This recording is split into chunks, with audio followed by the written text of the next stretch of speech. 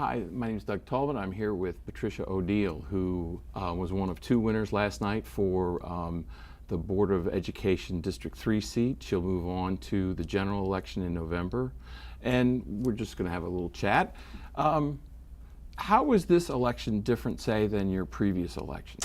Well, this is my 6th time running for the Board of Education. If I'm successful, I will complete 6 terms in 24 years and be the longest serving board member in Montgomery County history. Only once in 1998 did I ever have a primary, so this was a bit of a novelty for me. But I found the voters incredibly receptive. I think that they exhibited a great deal of patience and persistence in working through that ballot, because I was in the bottom group of names on the ballot, and it was a very long ballot. Very long because of the county council at-large race that had 33 Democrats running. Right. Correct me if I'm wrong, you had more votes than anybody else who ran in Montgomery County last night. Yes, I had almost 67,000 votes, more than any of the county executive candidates, more than any of the county council at-large candidates. So I'm very proud and grateful to the voters of Montgomery County. Okay. So what are going to be the big issues over the next 4 years? Well, certainly our growth. We've been growing 2,500 to 2,000 kids a year, and that's the equivalent of needing to build a new high school every year. And we have aging and overcrowded buildings. We have a persistent achievement gap. Our students receiving free and reduced price meals, special education, and English language services are still continuing to struggle. And I hope that we don't have budget challenges, but we will, I'm sure, over the course of time face budget challenges. And particularly this legislative session, the Kerwin Commission will be issuing final recommendations on the allocation of state resources. And so it will be incumbent upon all elected officials in Montgomery County to watch what happens and to lobby to protect our resources. The Kerwin Commission is, I guess, the sequel to the Thornton Commission from 10 or 15 years ago. Absolutely. The Thornton Commission came into effect about 2002, and those funding formulas have been in place ever since.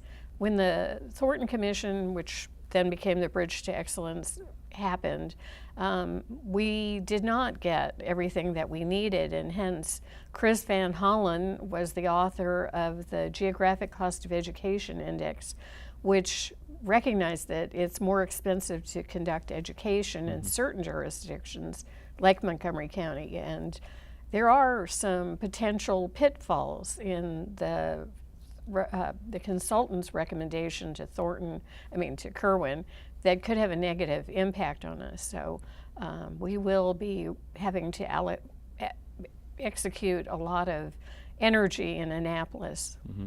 So is it possible that after Kerwin is all said and done, Montgomery County may actually get less from the state than it had previously? It is entirely possible, because one of the things that the consultant's report on Kerwin recommended was that taxpayers in Montgomery County could afford to foot the bill for education better than in other jurisdictions, and that they should be footing the bill. We argue that we can't be the ATM for the state, that everything is not paved, or the streets are not all paved with gold. We have critical needs. As I said, we have more children today needing English language services, more children in poverty than the entire District of Columbia school district. So we have critical needs here as well as others in the state. So where would the county find the resources for, as you said, a new high school every year, or these ESOL programs for these kids? It seems as though, like you said, there's just not a whole lot of money there. Well, I think this election is a reflection on taxpayer weariness for local tax dollars to be raised. I think we all have an obligation to be good stewards of the taxpayer money. But recognizing that there are competing needs in Montgomery County for resources, not just the public schools, although, we're slightly over half of the county budget. But the state needs to step up to the plate in terms of funding for schools, and particularly in school construction. Over many years, the state had only funded $250 million in statewide school construction, and that's allocated over 24 jurisdictions. And, we are 17% of the school-age population in the state. We're getting about 12% of the statewide school construction dollars. They really need to be contributing at least $450 million. There will be an initiative on the ballot this fall about the lockbox, making sure that the casino revenues really are going for education.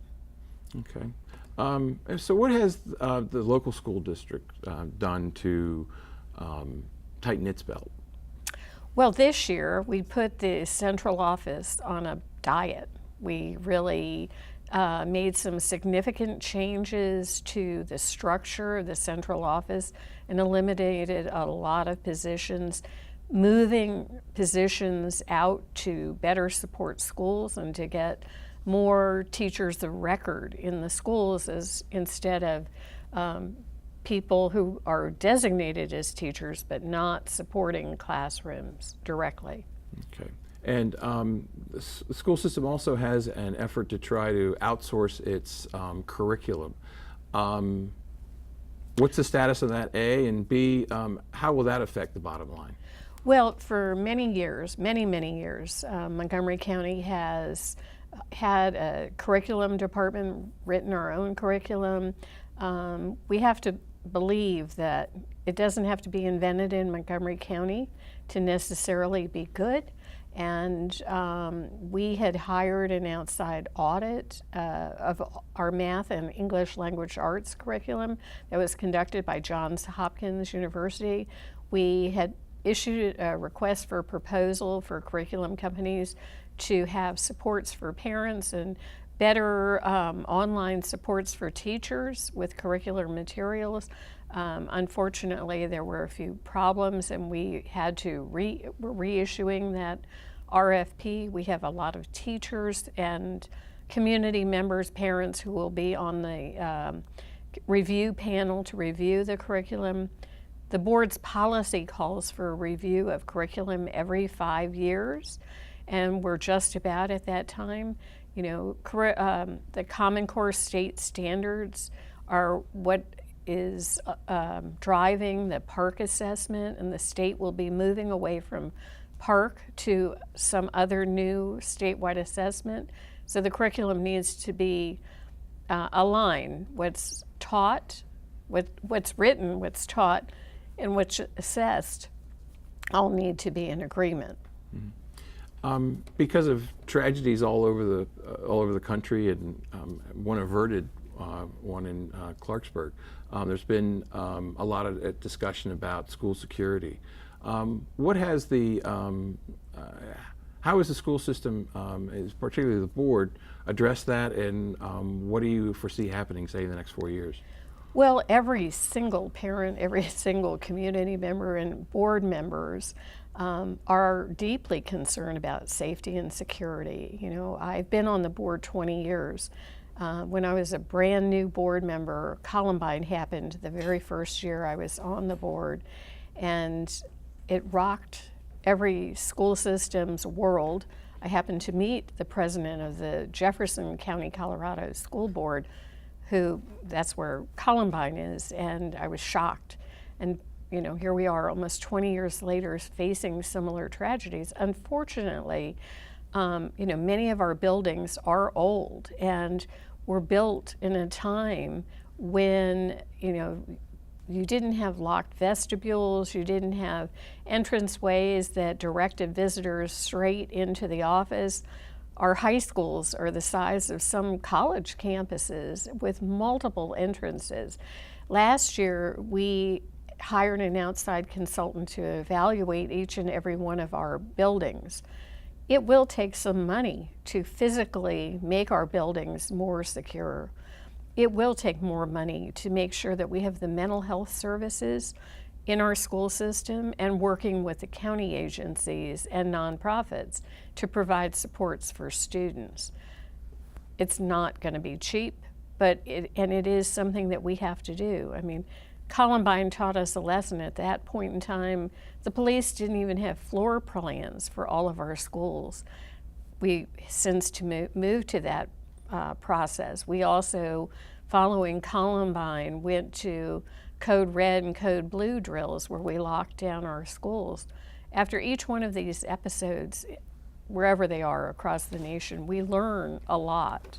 But the most important thing is about making sure that kids feel connected to adults in the building, and that people, if you hear something, you say something. In Clarksburg, it was a very astute teacher who casually overheard a student's conversation about a student having a gun. She immediately notified school security and the school resource officer, and the student in the backpack with the gun were immediately secured, and everything went right. And we have to say a little prayer each and every day that everything goes right. Okay, thank you very much, Ms. O'Neill. I appreciate your time with us. Okay? Okay.